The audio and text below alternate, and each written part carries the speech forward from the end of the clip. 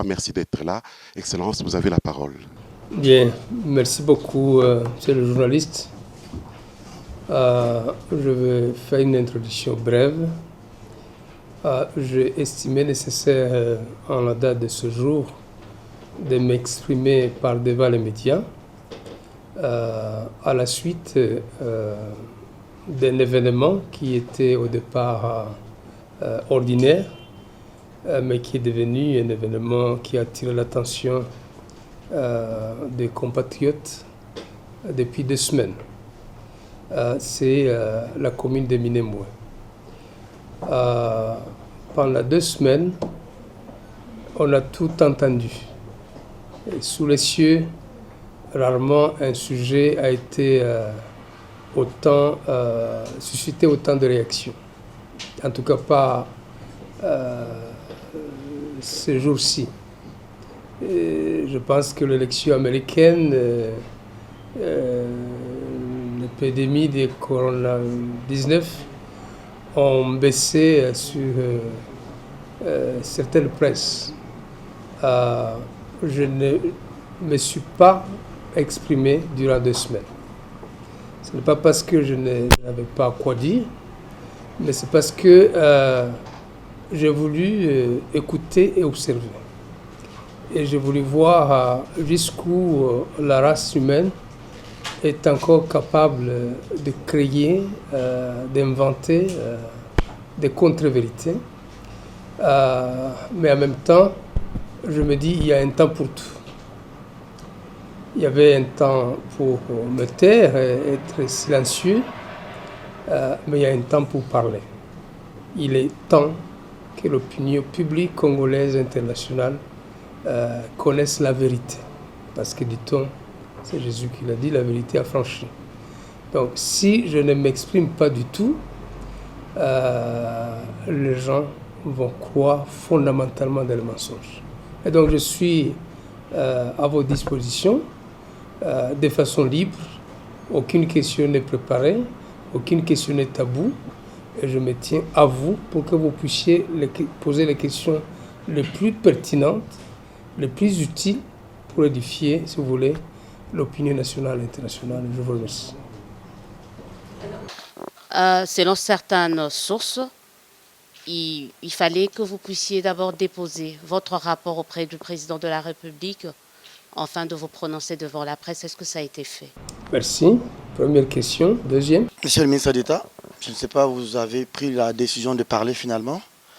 On a appris par des médias interposés que vous étiez invité à l'Assemblée nationale pour cette question. Pourquoi choisissez-vous d'abord les médias que des députés nationaux qui représentent l'ensemble du peuple congolais? Troisième question. On va d'abord répondre aux 3 premiers. Monsieur le ministre d'État, la question Minembwe fait justement couler beaucoup d'encre. De votre point de vue, le problème se trouve à quel niveau? Et je voudrais, avant que vous puissiez nous dire à quel niveau se trouve le problème selon votre point de vue, la problématique Minembwe ne commence pas hier, même pas à l'installation de la commune. Ça commence un peu plus loin. De votre point de vue, quelles peuvent être les causes qui occasionnent justement cette tollée autour de la question Minembwe? Merci beaucoup. Voilà. Madame, vous me posez la question de savoir, selon votre source donc, vos sources, que je devais déposer un rapport au président avant de m'exprimer. C'est bien ça. Cette source est fausse. Après le Conseil des ministres de vendredi, il y a eu une certaine presse, je ne sais laquelle, qui a complètement déformé le compte rendu du Conseil des ministres, ou même la réunion du Conseil des ministres, en disant des choses inexactes. Ce qui fait foi, c'est le compte rendu qui a été lu. Le reste, c'était pas du tout ça.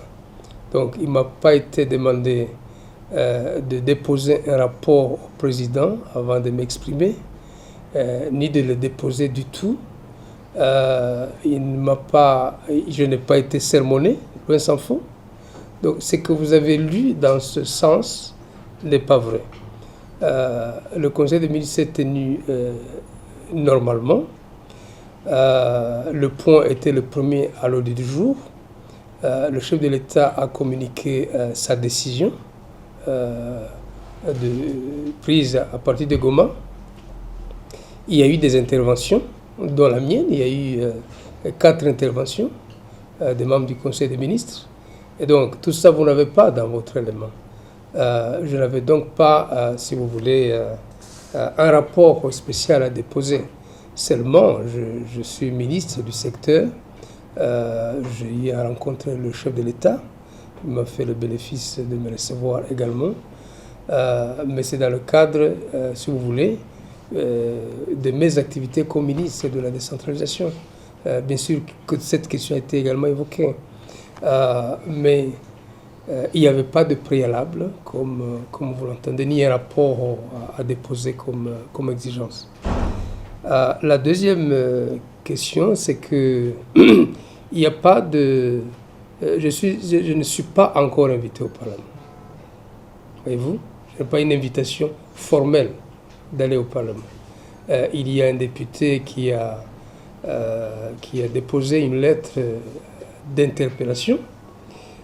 Si nous étions à l'âge où il n'y a pas de réseaux sociaux, c'est une correspondance qui est sur la table de la présidente de l'Assemblée nationale. Donc, j'imagine bien, et c'est vrai, le dossier n'est même pas encore traité au niveau de l'Assemblée nationale. Donc, je ne peux pas conditionner l'expression devant l'opinion par une éventuelle invitation à l'Assemblée nationale. Je ne sais pas si vous me suivez, qui avait posé la question. Donc, je ne suis pas à ce stade invité à l'Assemblée nationale et j'ai la liberté de m'exprimer. Évidemment, l'Assemblée peut m'inviter ou ne pas m'inviter, je n'en sais rien. Mais si jamais je suis invité, ce sera mon plus grand plaisir et mon plus grand privilège de communier avec les élus de notre peuple pour qu'ils connaissent la vérité. Je pense que l'obscurantisme et les mensonges qui ont été érigés pendant les 2 semaines ont besoin d'être détruits. Et il n'y a que la vérité qui peut les détruire et la vérité les détruire. Alors, vous avez posé une 3e question. C'est l'enjeu. Pourquoi Minembwe, c'est ça? Minembwe, c'est une simple agglomération de villages. Donc, ça, il n'y a rien de spécial que ça. Toute l'attention qui présente Minembwe comme un enjeu spécial n'est pas du tout celui-là. Maintenant, est-ce que ce sont les collines ou les plateaux ou les ruisseaux qui sont à Minembwe qui posent problème? C'est pas du tout vrai. C'est pas la région la plus riche du Congo. En tout cas, c'est pas la commune de Dilala à Kolosi où sont extraits les minerais. L'Ouest s'en fout. C'est habité essentiellement par des éleveurs, quoique la guerre a dû décimer, si vous voulez, plus de 250 000 cheptels en moins de 2 ans. Mais l'enjeu, c'est la population qui y habite. Donc, le point fondamental, c'est peut-être celui-là, l'enjeu. La population qui y habite, elle est composée des Banyamulenge, des Babembe, des Bafulero, des Banyindu et de plus en plus de Bashi. Cette communauté a des problèmes non seulement, si vous voulez, au sens de l'insécurité, mais lorsqu'il arrive à une catégorie de personnes, en particulier les Banyamulenge, d'exercer les droits reconnus par la Constitution, tel le droit et même l'obligation d'être administré, dans le cas de Minembwe, donc, ça pose problème. Ce qui s'est passé à Minembwe, ce serait passé à Bafouassende ou à Kamina ou à Matadi, ça ne serait absolument pas un enjeu. Absolument pas. Donc, on est de plein pied sur le chapitre ou dans le chapitre des droits de l'homme, des droits d'être administrée. Alors, si l'identité est niée à une catégorie de Congolais, bien sûr que tout le reste vient en disant pourquoi ça, pourquoi cela.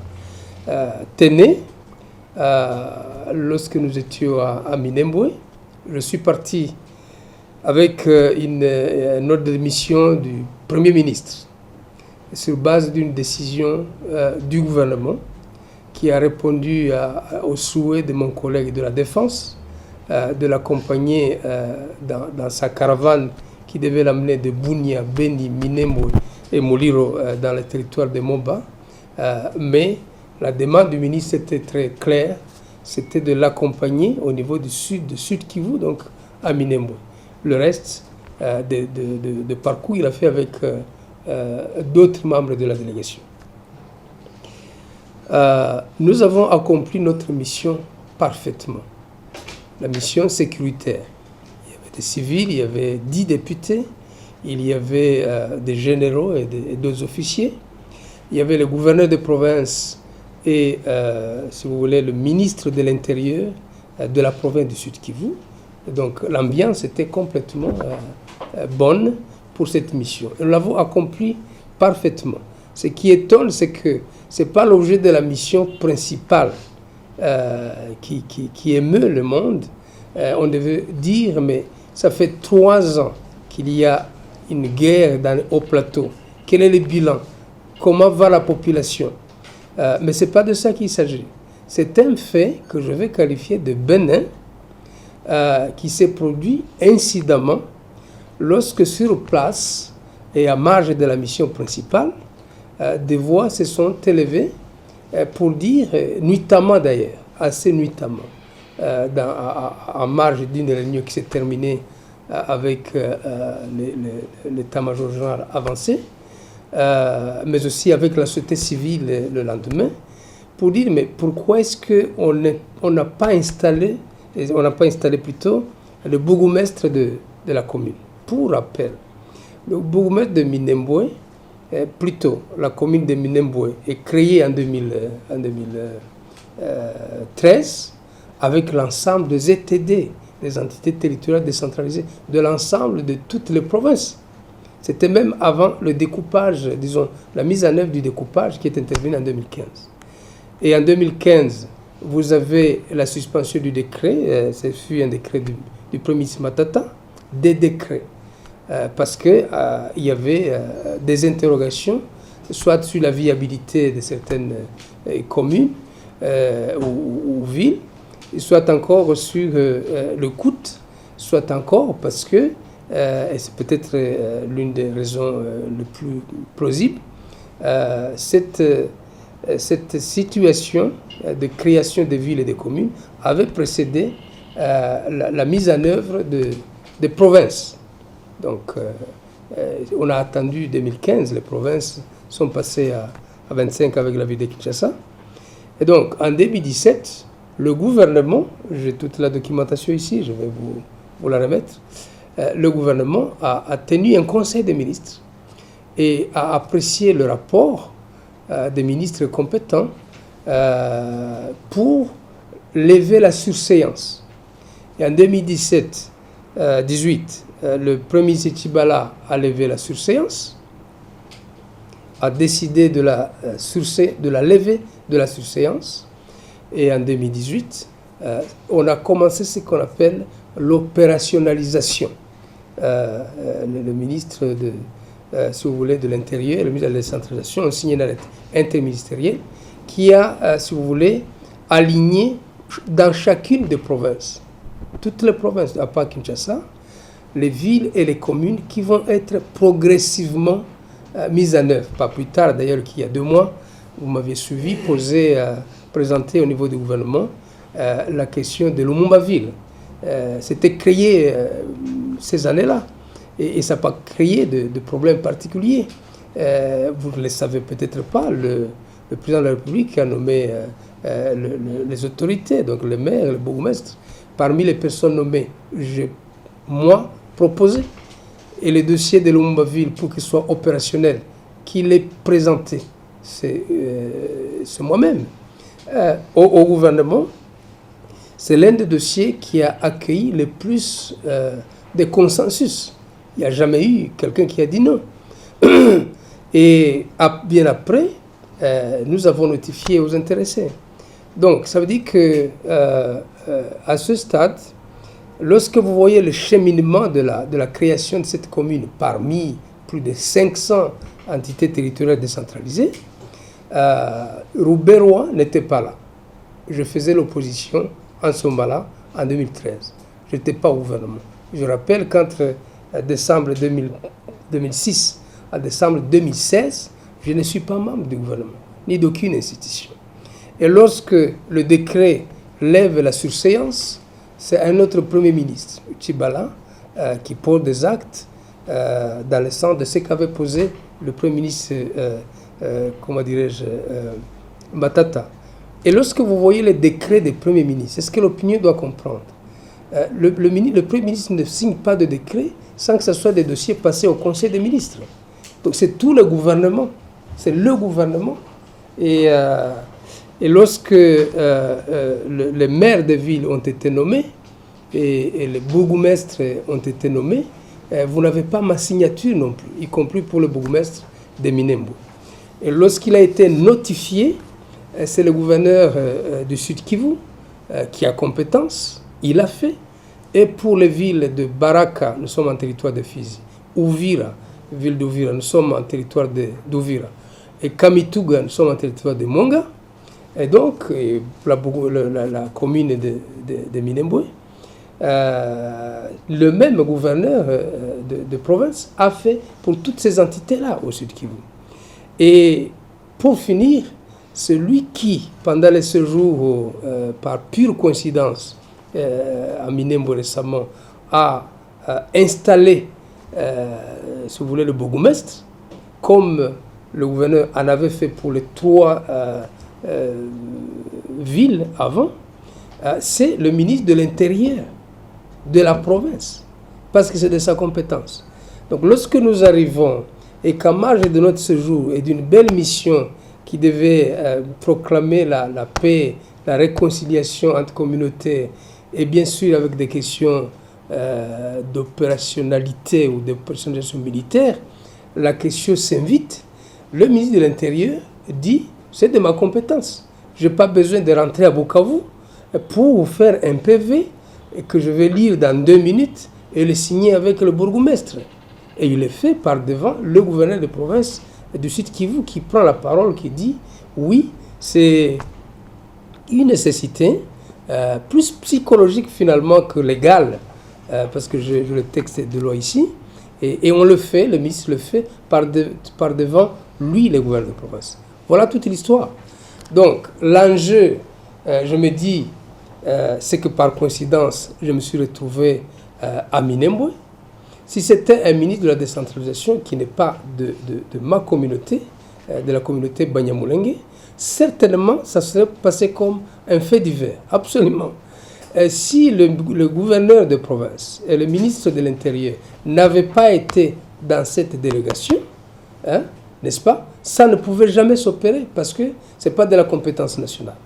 Donc, je crois qu'il faut dédramatiser, construire des mensonges.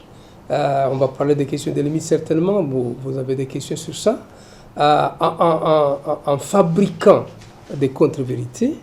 Je pense que ce n'est pas rendre utile, si vous voulez, la nation. Il faut revenir à l'ABC de la vérité, et la vérité c'est que vous pouvez vivre, quand vous voyagez, vous ne savez pas qui vous allez rencontrer, quel problème va se poser, et donc ce fut un simple problème de coïncidence, mais qui n'enlève en rien la compétence du ministre de l'Intérieur du Sud Kivu. Voilà. Excellence, Jean-David Kilolo, Télé 50. Vous savez, ce qui a fait aussi que les gens puissent réagir, c'est aussi cette coïncidence où on a vu une forte délégation composée des députés et aussi se sont certainement déplacés par rapport à cette installation du bourgmestre de la commune rurale de Minembwe. Alors, la question, c'est de savoir, n'y a-t-il pas un plan caché? Parce qu'on a même vu l'ambassadeur américain qui a séjourné pendant 7 ans dans l'est de la République démocratique du Congo, parce que les gens ont peur et ils disent que non, ça risque d'être un Lesotho. Juste une fois que Minembwe est devenu une commune, après commune, ils vont demander l'indépendance. Voilà, merci de poser aussi cette question. D'abord, votre introduction n'est pas vraie. C'est-à-dire que toute cette grande, elle était la délégation. Mais chacun avait son ordre de mission. Comment les gens deviennent du coup des malentendants? On parle bien des ordres de mission. Un chef d'état-major général de l'armée, raisonnablement, peut-il aller installer un bourgmestre à Minembwe? Il a son ordre de mission. Il y a des opérations militaires. Il y a des gens qui meurent tous les jours. Il y a des cheptels ravagés. Il y a des maisons ou des villages, 311 villages incendiés. Il y a plusieurs centaines de personnes décédées, tuées, il faut le dire ainsi, par balles, par des groupes armés. Il y a, si vous voulez, 70% de la population a dû se déplacer. Je vous l'ai dit tout à l'heure, il y a eu 256 000 têtes de bétail disparues.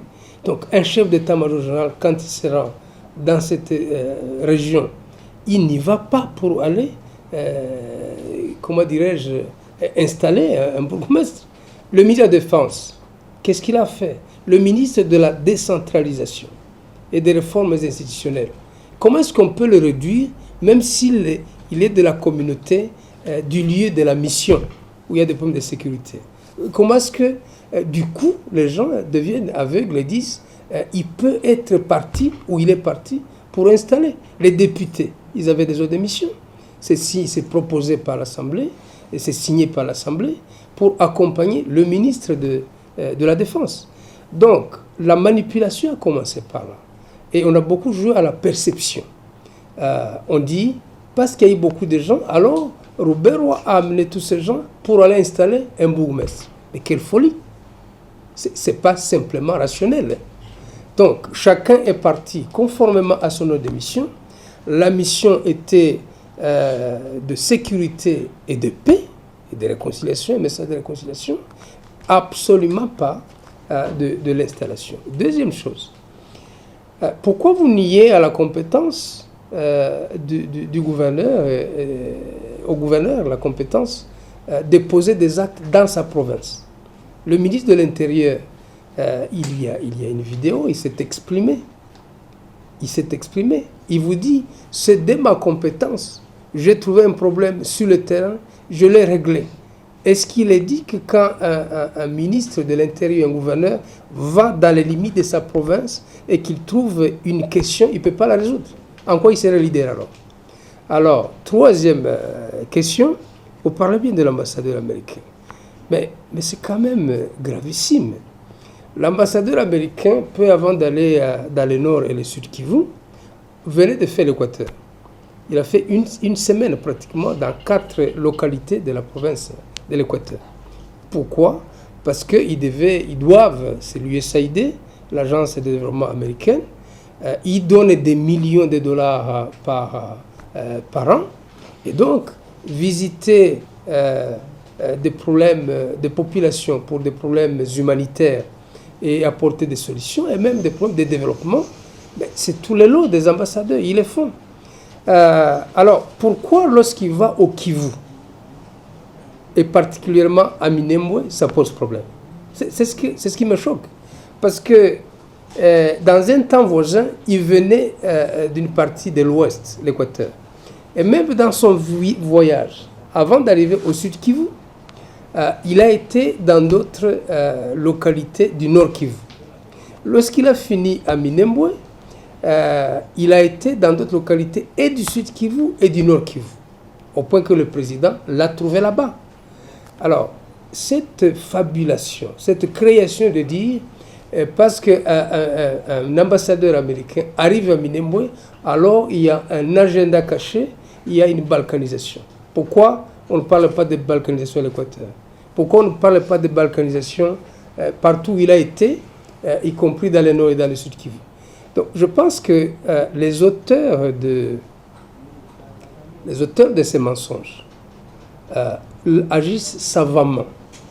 Ils savent bien construire des monuments d'information, si vous voulez, qui touchent au niveau de l'intellect. Et les gens y croient. Mais vous ne voyez pas un ambassadeur. Il y a d'abord, il n'y a pas de balkanisation. Parce que l'auteur dont on parle de balkanisation, c'est moi. Ben alors, c'est bien beau d'attribuer à quelqu'un des histoires. Mais c'est des folies, ça. Vous me voyez membre du gouvernement, ancien vice-président de la République, et j'aurai un plan que je promène dans ma mallette ou dans ma poche. Comment? Tout ceci procède d'une haine excessive et de l'intolérance la plus absurde. C'est la folie, tout simplement. On dirait que les démons se sont déplacés de l'enfer, en tout cas les démons des mensonges, et se sont installés dans les esprits pour complètement tourmenter les gens et leur faire croire à des choses invraisemblables, au point que les gens peuvent agir et agir mal, croyant bien faire, parce que simplement quelques malins ont inoculé un degré élevé de haine et de rejet. Je n'ai pas encore posé, permettez-moi.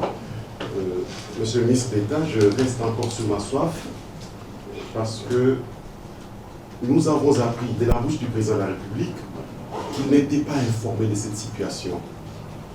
Et aujourd'hui encore, des voix s'élèvent pour dire qu'il y a anguille sous roche, la présence de l'ambassadeur américain. Vous avez justifié son passage dans le Grand Équateur qui n'a pas posé problème.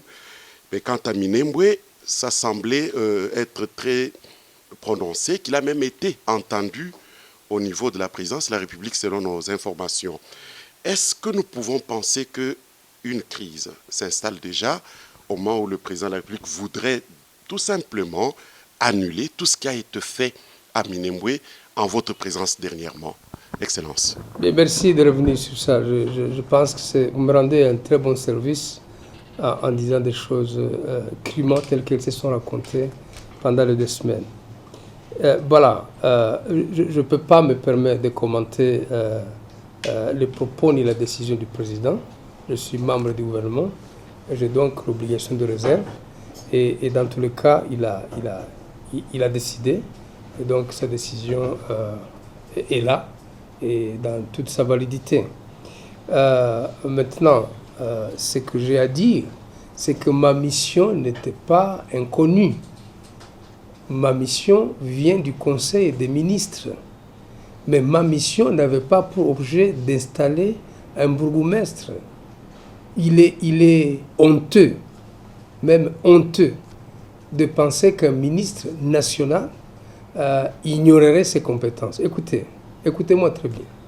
Le 7 août de cette année, j'ai accompli 30 ans au barreau comme avocat. Alors, je peux vous lire les compétences par rapport à l'installation. D'ailleurs, le mot installation est utilisé abusivement. Lorsque vous lisez la loi sur les ETD, justement, il est dit quoi? Le bourgmestre et le bourgmestre adjoint sont élus au sein ou en dehors du conseil communal dans les conditions fixées par la loi électorale. Ils sont investis par arrêté du gouverneur de province dans les 15 jours de la proclamation des résultats. Nous sommes dans la loi, voilà comment elle s'appelle cette loi. Loi organique numéro 08/016 du 7 octobre 2008 portant composition, organisation et fonctionnement des ETD, entités territoriales décentralisées, et le rapport avec l'État et les provinces. Bon. Je suis donc légaliste et personne ne peut m'enlever ce caractère lié à ma formation et lié à ma pratique. Je suis praticien de droit. Je ne suis pas ni philosophe, ni sociologue, ni psychologue, ni médecin. Non, je suis juriste de formation, je suis juriste praticien. Mais au-delà de ça, dans la Constitution que vous avez, que nous avons, j'y ai participé amplement en dirigeant la commission qui avait le ministère de la Justice dans ses attributions, la défense dans ses attributions. C'est la commission, en effet, il faut le dire, qui a réunifié le pays. La commission politique, défense et sécurité avait sur ses épaules les 5 objectifs de la transition. Et c'est votre humble serviteur, finalement les mémoires sont courtes, qui a joué ce rôle-là au niveau du gouvernement. Mes collègues avaient respectivement l'économie et les finances, la reconstruction, mais aussi les affaires sociales et humanitaires. Mais vous ne voyez pas dans les objectifs de la transition ce concept-là, ces matières-là. Ça va de soi, ce sont des services. Mais les matières qui relèvent de la réunification du pays, des matières qui relèvent de la constitution qui devait asseoir la démocratie dans ce pays, les matières qui relèvent des élections et consorts, c'est des matières, si vous voulez, de la Commission politique défense et sécurité. Donc je connais très bien de quoi il s'agit lorsqu'on parle de la forme de l'État, la décentralisation dans ce pays. Et bien sûr, je suis comme ministre, je suis aussi ministre de la décentralisation, c'est ma 4e année celle-ci. Quoique les gens pensent que c'est mon meilleur choix de ministère, je n'aurais jamais peut-être... Pour le besoin de la cause, il fallait vraiment être là pour exécuter ce plan. Vous n'avez pas posé la question, c'est moi qui évoque la question, non? Tout à fait. Mais laissez-moi y aller. Donc, vous me voyez avec le background de vice-président, qui a eu le ministère de la Défense, des mobilisations anciens combattants dans mes attributions, qui a eu les affaires étrangères dans mes attributions, la diplomatie et la coopération régionale d'ailleurs, qui a eu également la justice dans mes attributions et les droits humains, qui a eu également le ministère de l'Intérieur et Sécurité dans mes attributions. Et je peux continuer l'information, ça vous concerne les femmes et familles, gens, affaires humanitaires et tout. Et j'aurais gardé comme choix principal le petit ministère de la décentralisation. Si je devais choisir, ce n'est pas celui-là que j'aurais choisi. Certainement pas.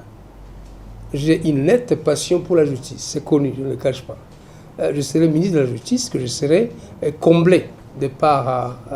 si je devais faire un choix, mais aussi la diplomatie ou l'intérieur, c'est des ministères importants que j'ai eu à superviser pendant 3 ans et demi et que je maîtrise. Donc, lorsqu'on m'attribue le ministère de la décentralisation et des réformes institutionnelles, je l'accepte comme serviteur, pas comme passion. Et je l'accepte parce qu'il y a un agenda caché. Est-ce que vous comprenez de quoi on parle? Tous ces gens qui parlent de la décentralisation, avant mon arrivée dans ce ministère, combien de gens savaient qu'il y a un ministère qui s'appelle décentralisation? C'était quantité négligeable. La valeur des ministères, finalement, dépend de celui qui l'anime. Si on vous demande qui était ministre de la décentralisation avant Roubaix-Roy, vous ne saurez pas. Non, c'est parce que je travaille au jour le jour. Je fais connaître des questions de fond tous les vendredis.